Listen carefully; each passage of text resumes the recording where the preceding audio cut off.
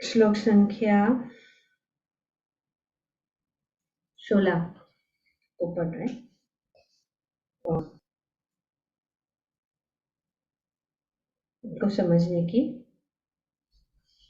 कोशिश कर रहे हैं।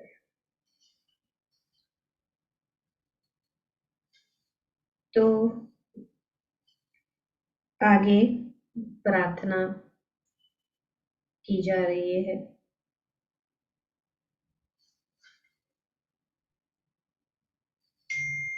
किसके लिए? भगवान का दिव्य दर्शन के लिए, भगवान के आनंदमय स्वरूप के दर्शन के लिए,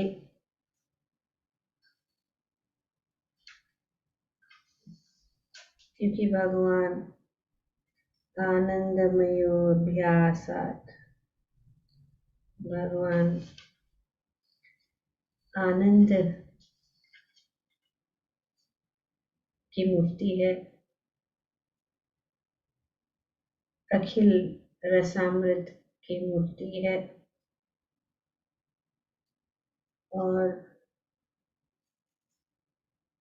भगवान सभी के पालनहार है। वे आदि विचारक है। वे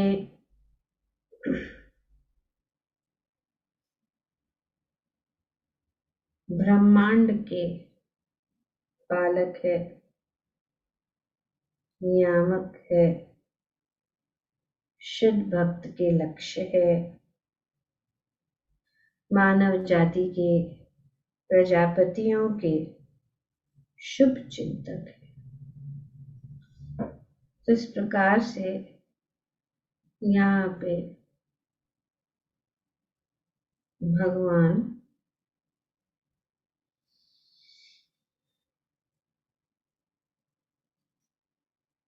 को संबोधित किया गया है। भगवान की गुण अनंत है, भगवान के कार्य अनंत है, भगवान की लीलाएं अनंत है, पर यहाँ पे कुछ विशेष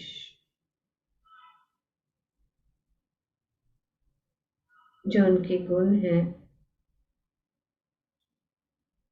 उनका यहाँ पे भगवान से प्रार्थना के रूप में उनको संबोधित किया जा रहा है। प्रार्थना क्या है? कृपा। कृपा करके आप अपने दिव्य किरणों के तेज को हटा ले, जिससे मैं आपके आनंदमयी स्वरूप का दर्शन कर सकूं। तो पिछले श्लोक में भी यही प्रार्थना है कि आपका जो ये दिव्य रूप है इस ब्रह्म ज्योति से ढका हुआ है और इसीलिए आप इस को हटा लीजिए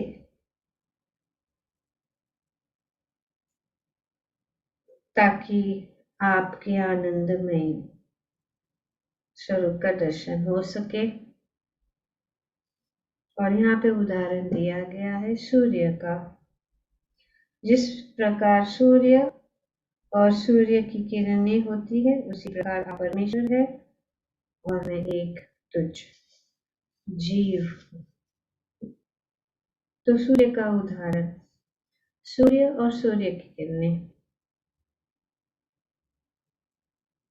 गुण में एक है, लेकिन मात्रा में कम है। तो इस प्रकार से यहाँ पे प्रार्थना की जा रही है।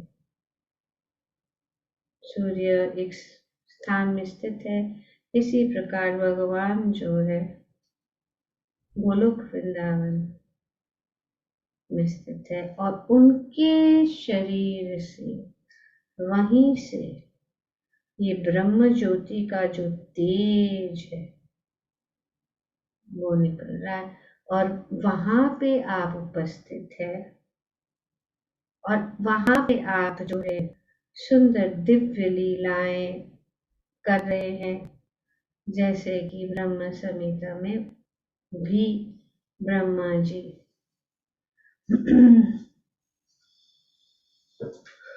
वर्णन करते हैं उस धाम का, चिंतामणि धाम।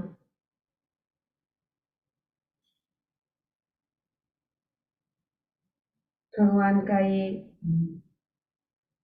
चिंतामणि धाम लाखों कल्प वृक्ष, चिंतामणि प्रकश सदमश कल्प वृक्ष,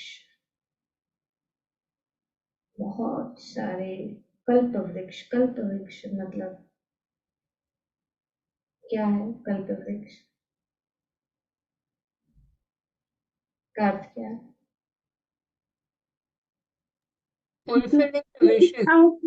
जो इच्छाओं को पूरा कर सकते हैं माता जी। fulfilling the wish. What? Lalita, I couldn't understand what is. I said fulfilling the wishes. Desire tree, Desire tree. कल्प वृक्ष। तो वहां पे बहुत सारे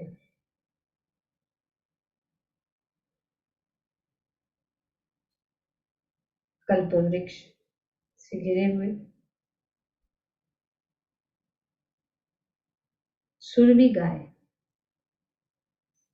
जहां पे सुरभि गाय बहुत सारे, गोलोक, गोलोक मतलब प्लैनेट ऑफ द काउस,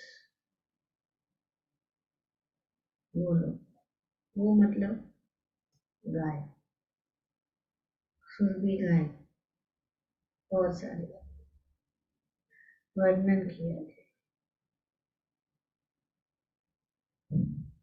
और लाखों कल्प वृक्ष है और लाखों लक्ष्मियां है। लक्ष्मी सहस्र शत संभ्रम सेव्यमान। भगवान को, भगवान का धाम, भगवान का ऐश्वर्य का वर्णन यहाँ पे किया जा रहा है कि भगवान की सेवा के लिए इतने सारे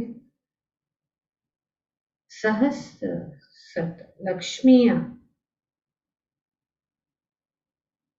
अनंत आदर तथा प्रेम से सेवा कर रही है। एक नहीं, लाखों लक्ष्मियां। फिर भी भगवान अपने भक्तों के ऊपर, अपने भक्तों की सेवा स्वीकार करते हैं। हम में क्या शक्ति है? हम सेवा भगवान के जो भी करते हैं, कितनी त्रुटियां होती है, फिर भी भगवान अपनी अहित की कृपा से हमारी सेवा को स्वीकार करते हैं। ये भगवान की उदारता है। भगवान बहुत दयालु। तो ये ब्रह्म ज्योति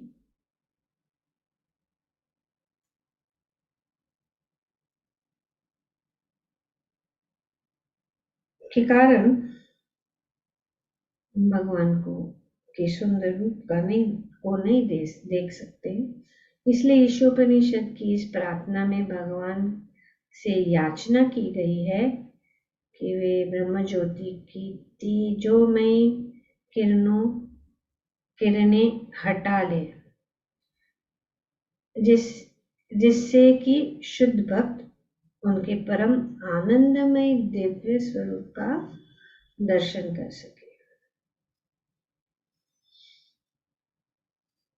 तो भगवान इस भौतिक जगत में आते हैं।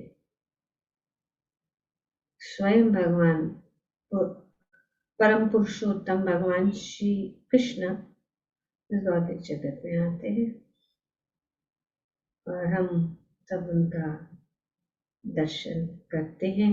वे इस युग में वे अर्च विग्रह के रूप में उपस्थित है, स्वयं उपस्थित है, पर उनको देखना एक देखने का विधि बताया गया। उनको देखने की विधि यहाँ पे वर्णन की गई है कि भक्ति, भक्ति के सिवाय जो भक्त है वो ही देख सकता है।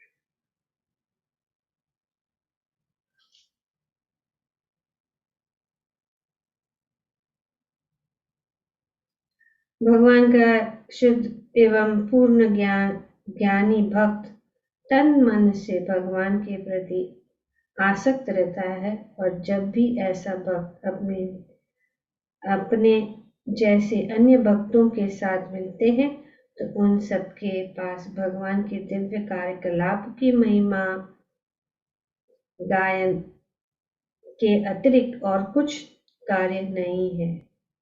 जो लोग शुद्ध भक्तों के समान उन्नत नहीं है, अर्थात जिन्होंने भगवान के केवल ब्रह्म या परमात्मा पहलू का साक्षात्कार किया है, वे शुद्ध भक्ति के कार्यकलापों को नहीं समझ सकते तो भगवान को कैसे देख सकते। भगवान को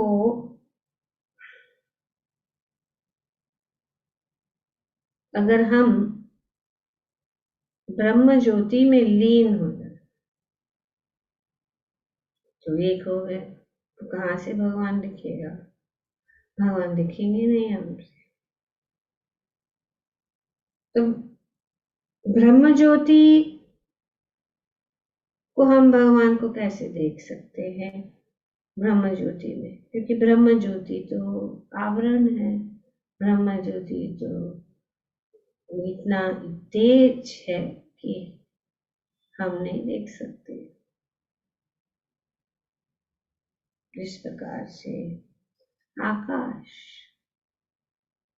आकाश बहुत बड़ा है, आकाश को कहाँ से कहाँ तक देख सकते हैं। हमारे पास ऐसे दिव्य चक्षु नहीं है,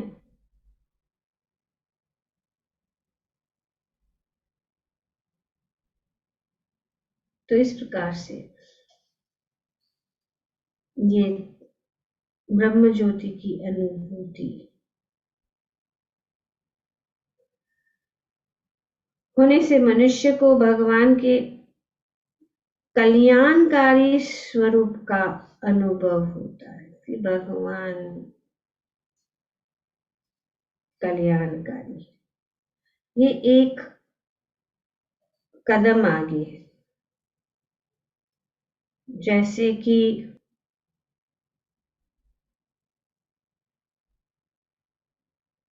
जो भगवान को पिछले श्लोक में भी ये बताया गया है, किस प्रकार से अनेक प्रकार के भक्त जो है भगवान या जो परमात्मा के रूप में, जैसे कि यहाँ पे वर्णन किया गया कि भगवान की अनुभूति अपनी अपनी अनुभूति के अनुसार परम सत्य का वर्णन ब्रह्म परमात्मा या भगवान के रूप में करता है। जो ब्रह्म ज्योति के मूल के रूप में जानता है, यह ज्ञान पूर्ण ज्ञान नहीं है। पूर्ण ज्ञान क्या है? भगवान। तो इसीलिए यहाँ पे भी अनेक स्तरों का वर्णन किया गया है कि निर्विशेष ब्रह्म ज्योति की अनुभूति होने से मनुष्य को भगवान के कल्याणकारी स्वरूप का अनुभव होता है, और परमात्मा की अथवा भगवान के सर्वव्यापक गुण की अनुभूति होने से उसे उससे भी अधिक कल्याणकारी अनुभव होता है। तो भगवान का कल्याणकारी स्वरूप अनुभव होता है किससे? ब्रह्म ज्योति या निर्विशेष ब्रह्म। परमात्मा से और अधिक कल्याणकारी अनुभव होता है, लेकिन साक्षात भगवान से आमने सामने भेंट करके भक्त को भगवान के सर्वाधिक कल्याणकारी स्वरूप की अनुभूति होती है। तो अनेक अनेक प्रकार के जो भक्त है या जो भगवान परम सत्य को जानने की कोशिश कर रहे, वे अनेक अनेक प्रकार की अनुभूति करते हैं। एक अनुभूति नहीं है, सबकी अनुभूति एक नहीं है, अलग अलग है। तो इसीलिए भगवान की सर्वाधिक कल्याणकारी स्वरूप की अनुभूति जब होती है, जब भगवान के साथ भेंट, भगवान को आमने सामने देख सकते हैं, क्योंकि उन्हें आदि विचारक तथा ब्रह्मांड के पालक एवं शुभ चिंतक के रूप में संबोधित किया गया। अतएव परम सत्य निराकार नहीं हो सकता। तो ये एक चीज हमें जाननी चाहिए कि क्योंकि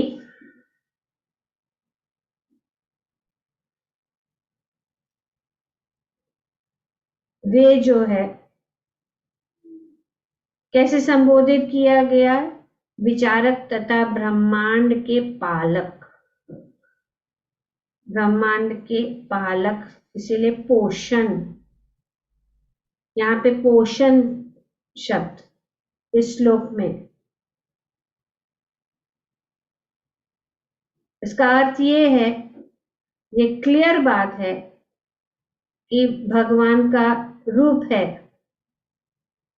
वे निराकार नहीं है, वे पालन करता है। इतने सारे शब्दों में तो ये निर्विशेष ब्रह्म या निर्विशेषवादी मायावादी दर्शन को खंडित कर देता है, क्योंकि वे आदि विचारक है। क्या ब्रह्म ज्योति आदि विचारक, ब्रह्मांड के पालक, नियामक, शुद्ध भक्तों के लक्ष्य, मानव जाति के प्रजापतियों के शुभ चिंतक, क्या ये आदान प्रदान हो सकता है ब्रह्म ज्योति में? कौन ऐसे कर सकता है? ऐसे गुण किसमें हो सकते जिनका स्वरूप है? तो इसके लिए भगवान का स्वरूप है, भगवान निराकार नहीं हो सकते। ईशोपनिषद के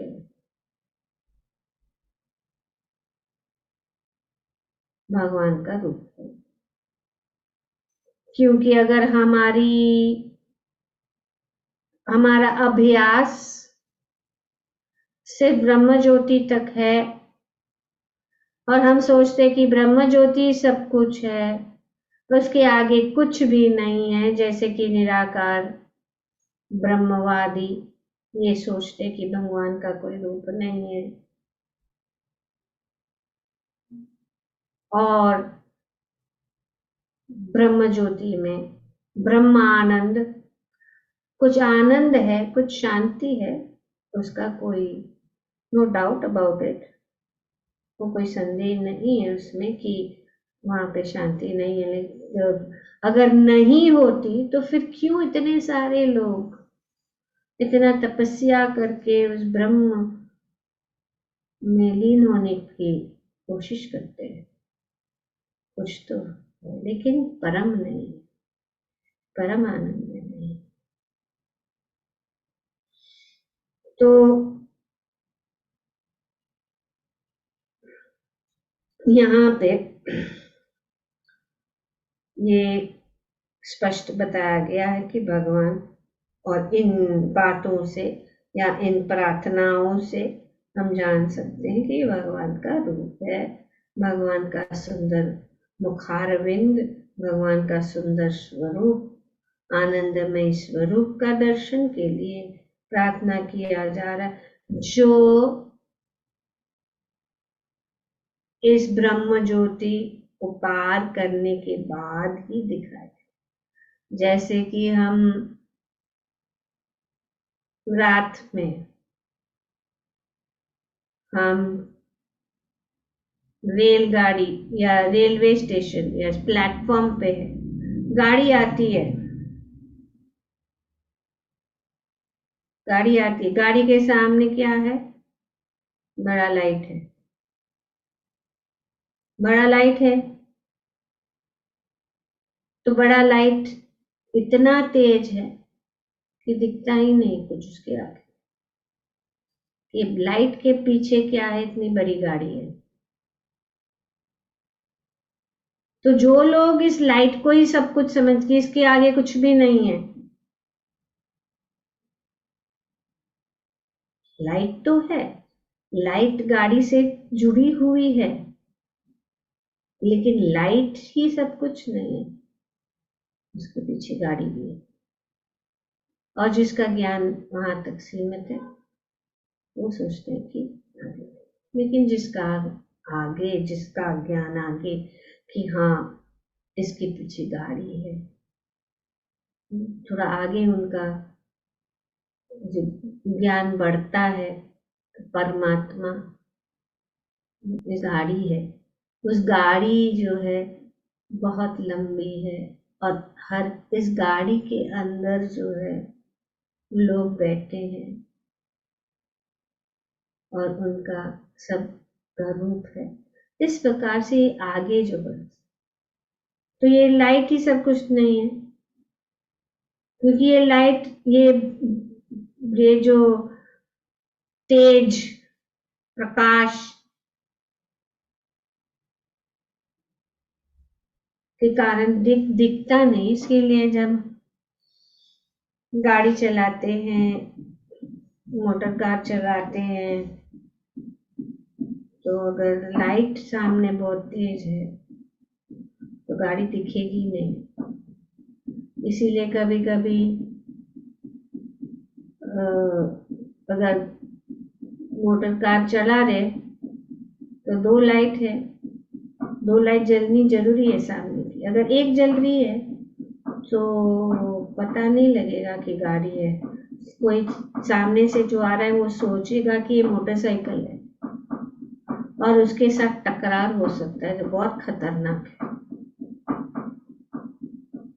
और कभी कभी लाइट भी इतनी तेज नहीं होनी चाहिए कि आगे से कोई आ रहा है तो उसको दिखता नहीं, क्योंकि ये लाइट, यही भौतिक जगत की लाइट इतनी पावरफुल है कि उसके आगे हम देख नहीं सकते। तो ये ब्रह्म ज्योति जो भगवान के शरीर से निकल रही तो कितनी तेज है, हम उसका अंदाजा नहीं लगा सकते। तो यहाँ पे ऐसा हम सोचे हैं ये क्या लाइट निकालो गुड नाइट, लेकिन हमको पता नहीं है कि कितना भगवान की महिमा, भगवान की महानता को हम नहीं जानते हैं, क्योंकि हमको अनुभव भी नहीं है ऐसा।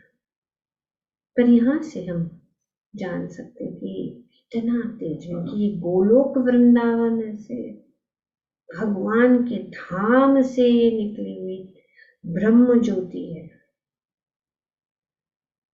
तो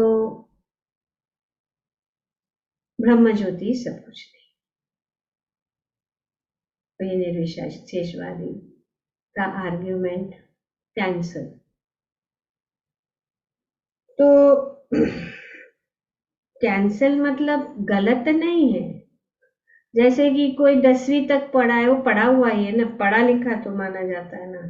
उसने आगे MA PhD नहीं किया, इसका मतलब नहीं है कि उसने जितना ज्ञान पाया उसको उसमें कोई मतलब है, लेकिन पूर्ण नहीं है, सीमित है, अधूरा है, उसके आगे भी बहुत है।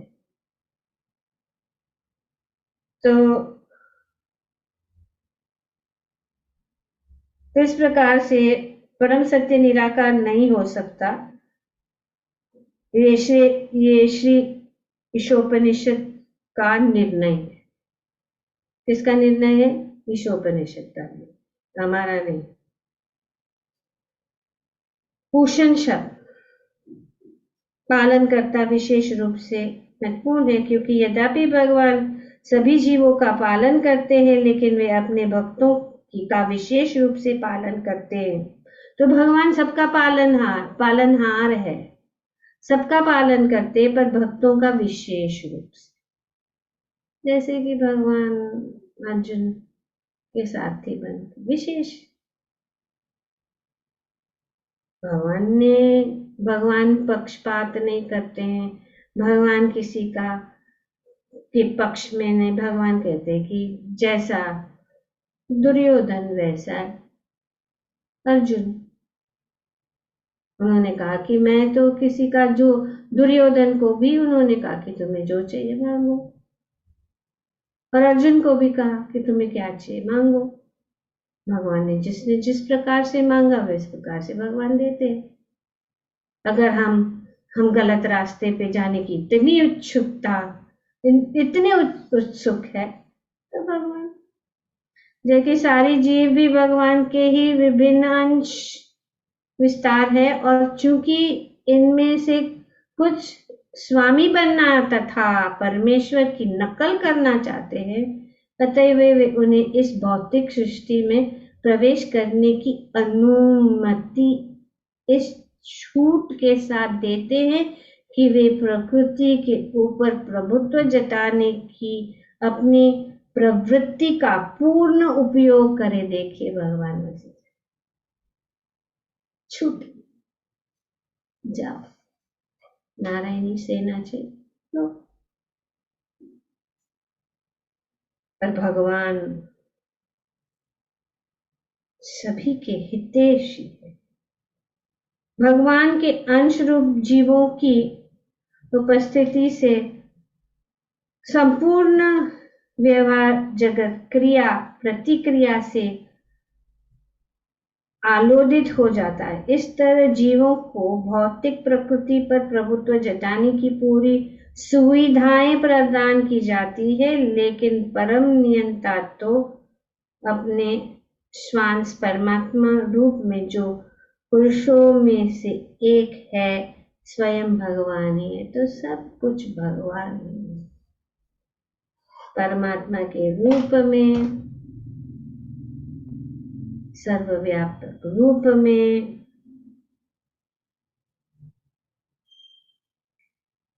तो भगवान इस प्रकार से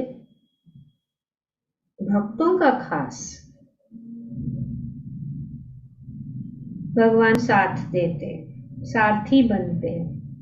निर्विशेष ब्रह्म ज्योति को पार कर लेने और भगवान के परमात्मा स्वरूप का एवं उनके सर्वाधिक कल्याणकारी सनातन स्वरूप का दर्शन कर लेने के बाद भक्त को परम सत्य की पूर्ण रूपेण अनुभूति हो जाती है। सब कुछ भगवान है।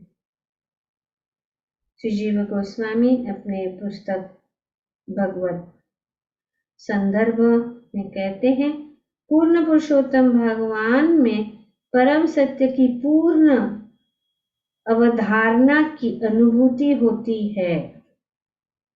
तो परम सत्य भगवान के रूप, भगवान ही परम सत्य है। कौन? भगवान श्री कृष्ण परम सत्य है। परम सत्य का अगर हम कहें तो समझ लेना चाहिए कि भगवान श्री कृष्ण ही है और कोई नहीं।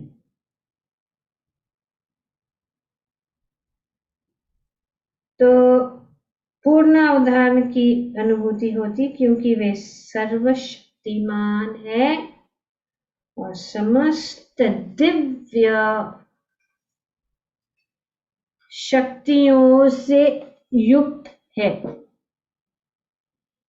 क्योंकि ब्रह्म ज्योति में परम सत्य की पूर्ण शक्ति की अनुभूति नहीं हो पाती, अतएव ब्रह्म साक्षात्कार पूर्ण पुरुषोत्तम भगवान का केवल आंशिक साक्षात्कार है। तो ये भगवान शब्द, अभी भगवान शब्द का श्री जीव गोस्वामी और हमारे आचार्यों ने और भी स्पष्ट रूप से भगवान का शब्द की परिभाषा किया है। जैसे बेसिक अंडरस्टैंडिंग भगवान, भग मतलब भाग्य या ऐश्वर्य, अवान मतलब जिसके जिसके जिसके अंदर है या जिसके पास है, वान, भगवान, धनवान, विद्वान। तो इस प्रकार भगवान बेसिक है, लेकिन यहाँ पे और भी डिटेल है। भगवान शब्द के प्रथम अक्षर भ, यहाँ पे भ बताया। भ के दो अर्थ है। पहला, जो पूरी तरह भरण करता है, भरण भ। और दूसरा है अभिभावक। अभिभावक मीन जो अभिभावक वो व्यक्ति है जो किसी बालक, किसी स्त्री अथवा ऐसे व्यक्तियों की देखरेख करता है, देखरेख करता है,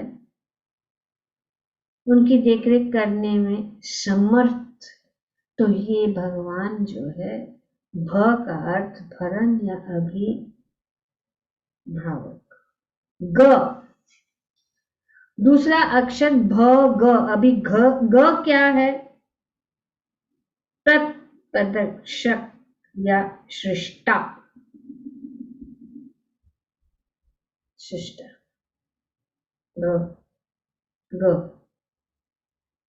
भगवान तत्प्रदर्शक और वान का अर्थ है उनमें सभी जीव निवास करते हैं और वे भी सब में हैं।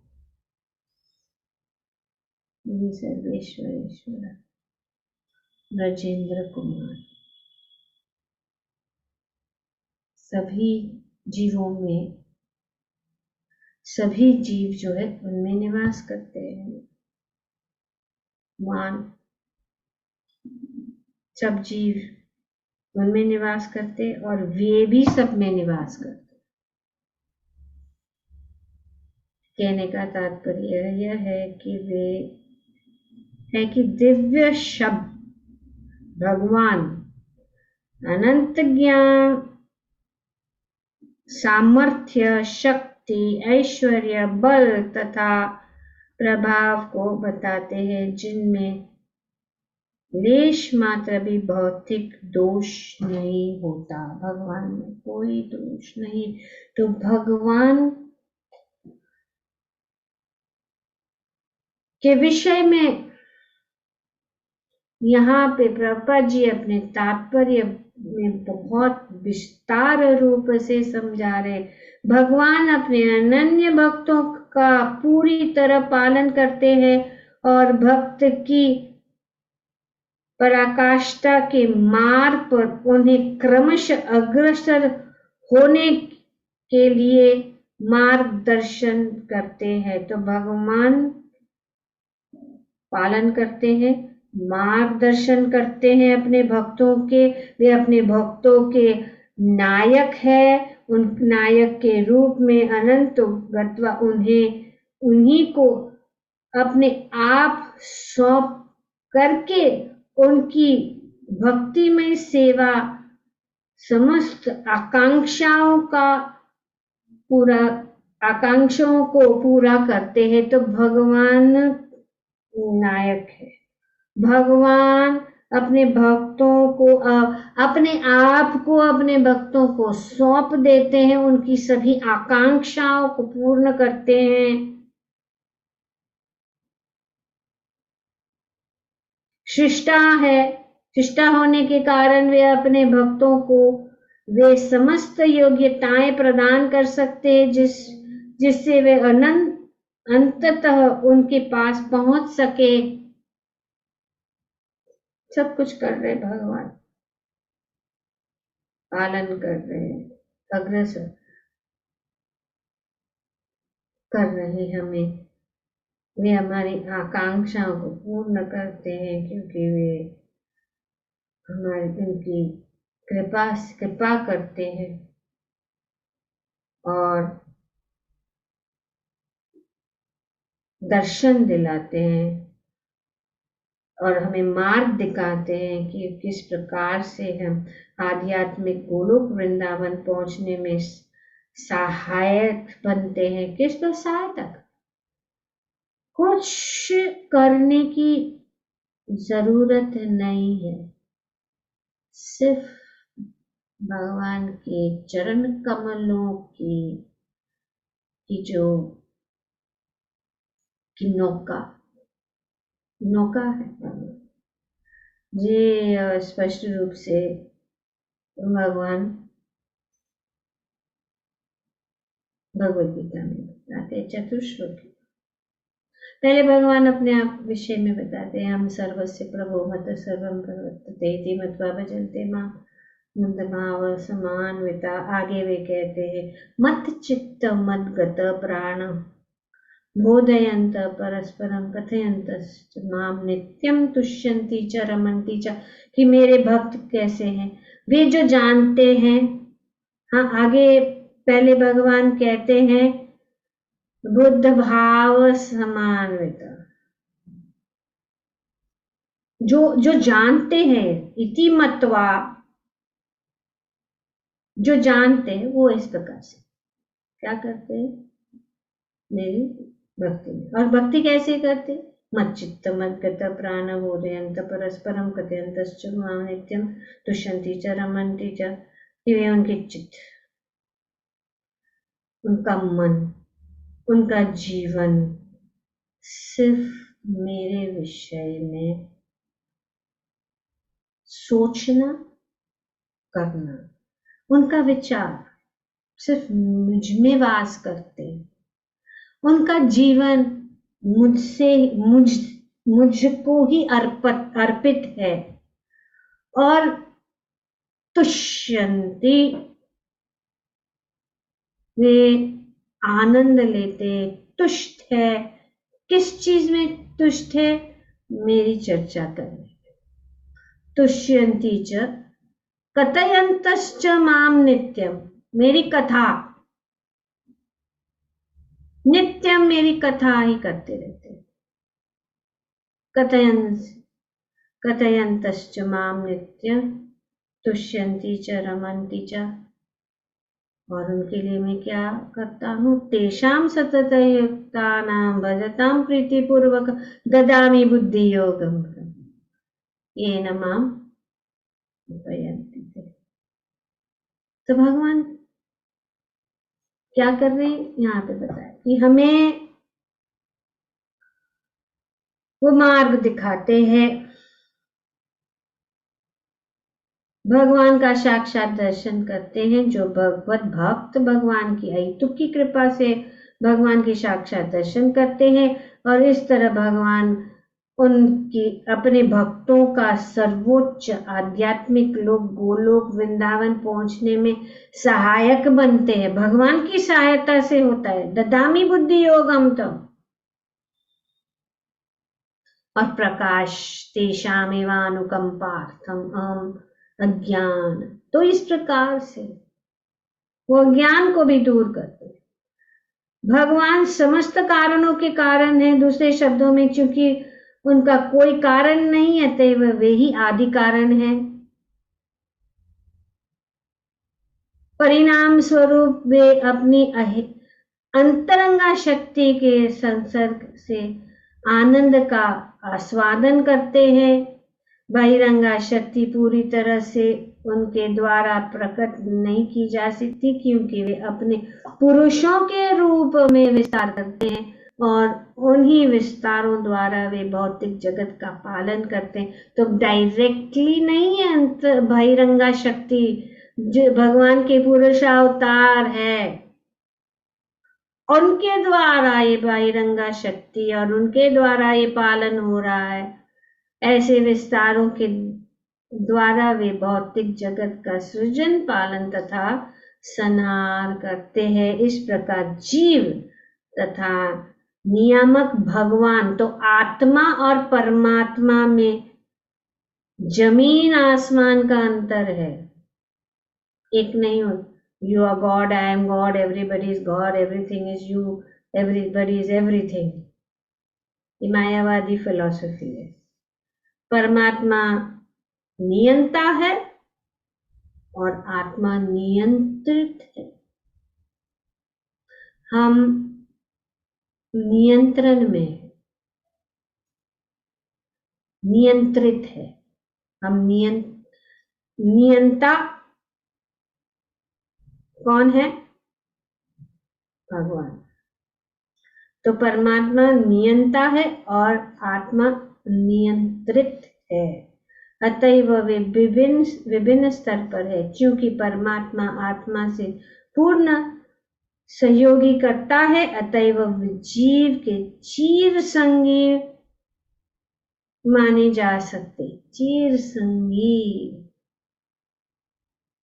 भगवान इतने सारे, भगवान का सर्वव्यापी पहलू ब्रह्म का जाता है, जो सोने, जागने तथा संभावित क्रियात्मक स्थितियों में विद्यमान है तथा जिसमें बद्ध एवं मुक्त जीव के रूप में जीव शक्ति उत्पन्न होती है। क्योंकि भगवान परमात्मा तथा ब्रह्म दोनों के ही मूल स्रोत है, अतएव वह समस्त जीवों तथा अन्यों जो कुछ विद्यमान है उन सब के स्रोत है।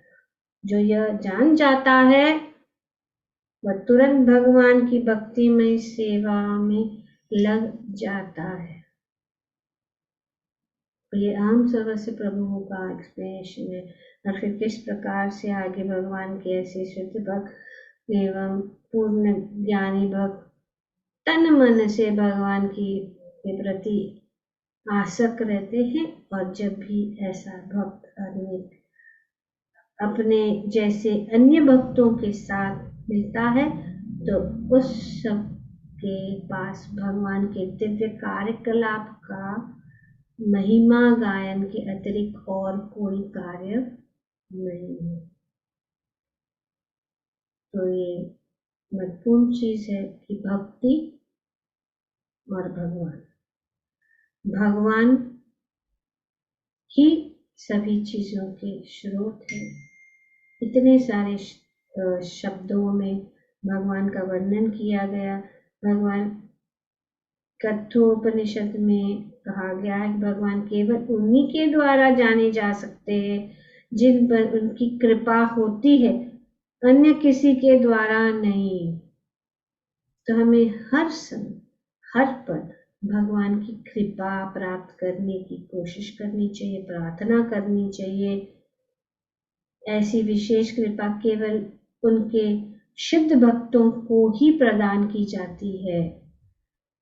इस तरह श्री ईशोपनिषद भगवान की कृपा की ओर संकेत करती है, जो ब्रह्म ज्योति के कार्य क्षेत्र से परे है। बोलो श्री ईशोपनिषद की जय। और श्री कृष्ण भगवान की जय। सब भक्तों की जय। ओके।